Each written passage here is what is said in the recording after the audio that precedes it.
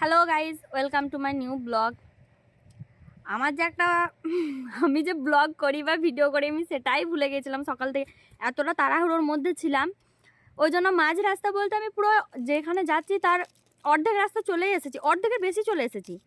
ভাবলাম এইখান থেকে শুরু করি, তোমাদের সঙ্গে না শেয়ার করলে হয় কি বলো, এত সুন্দর একটা ব্লগ।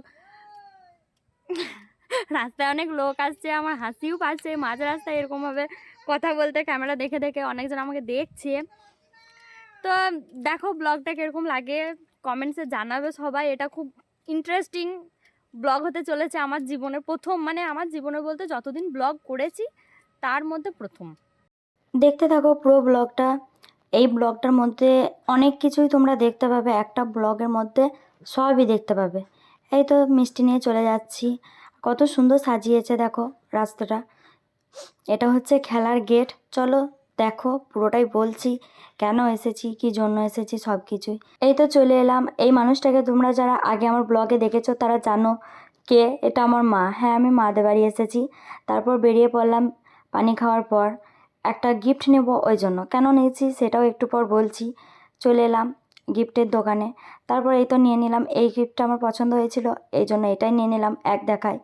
আমার একটা বান্ধবীর বিয়ে, ওই জন্য এসেছি বিশেষ করে। আর বিয়েটা এমনভাবেই হচ্ছে না, আমি কোনো রকম ভিডিও করতে পারবো না, মানে ভিডিও করা যাবে না, আমার বান্ধবীটা ক্যামেরার সামনে আসে না, ওই জন্য। এই তো আমি নিজের ভিডিও তো করতেই পারি। খাচ্ছিলাম আর অনেক পুরনো বান্ধবীদের সঙ্গে গল্প করছিলাম। ওই যে সংসারের হাজারো গল্প, মেয়েদের শুরু হলে আর শেষ হয় না, সেই সেই জিনিসটাই আমাদের মধ্যে শুরু হয়ে গেছিলো। ও সব কিছু বলছিল ও সংসারের ব্যাপারে, আমিও বলছিলাম, অনেক কথা বলছিলাম। এই তো চলে এলাম খাওয়া দাওয়া করে, গিফট টিফট দিয়ে একবারে চলে এলাম।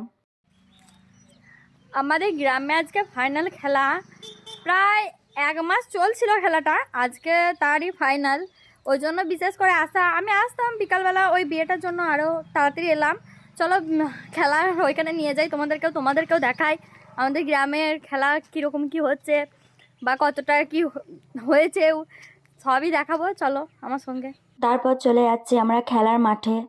কত সুন্দর রাস্তাগুলো সাজিয়েছে দেখতে পাচ্ছ, সবুজ আর সাদা আবিরে। এই তো মাঠে চলে এলাম, তোমাদেরকে একবার মাঠটাও দেখিয়ে দিলাম।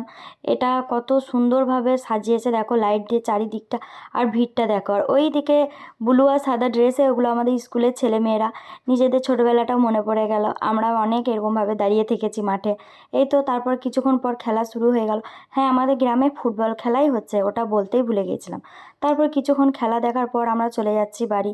আর ভয়েসটা শুনেই হয়তো বুঝতে পেরেছো যে আমার ঠান্ডা লেগে আছে। চলো এই ব্লগটা আমি এখানেই শেষ করলাম।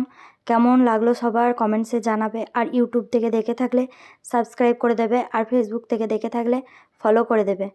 চলো টাটা, আবারও দেখা হবে কোনো নতুন ব্লগে।